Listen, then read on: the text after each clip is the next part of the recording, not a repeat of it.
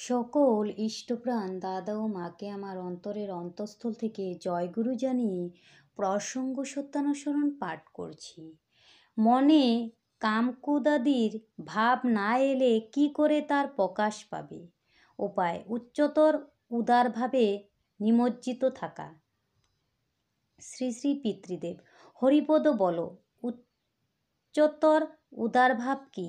হরিপদদা আমরা বলে থাকি লোকটা উদার। শ্রী শ্রী পিতৃদেব উদার মানে যার মনের বিস্তার আছে, সবাইকে নিয়ে চলতে জানে, প্রত্যেক মেয়েকে মা মনে করে, কাম ভাব আসবে না, এটা উচ্চতর ভাব।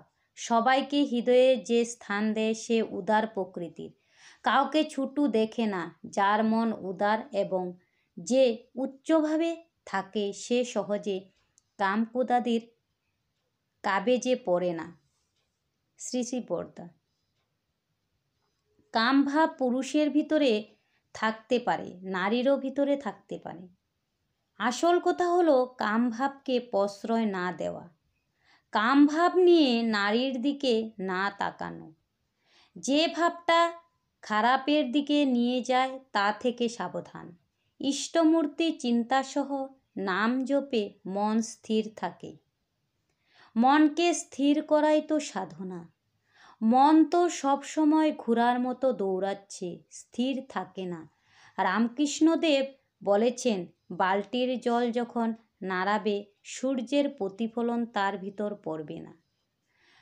ক্রমান্বয়ে ইষ্টচিন্তা ও তৎকর্ম করতে করতে মনে একাগ্রতা আসে। প্রকৃত সাধকদের মন স্থির বলে তাদের দর্শনও বোধহয় বেশি। সব রিপু তাদের করায়ত্ত।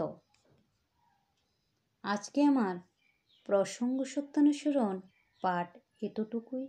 সকল ইষ্টপ্রাণ দাদা ও মাকে আমার জয়গুরু জানাই। সকলেই ভালো থাকুন, সুস্থ থাকুন, ঠাকুরকে মাথায় নিয়ে চলুন। জয় গুরু।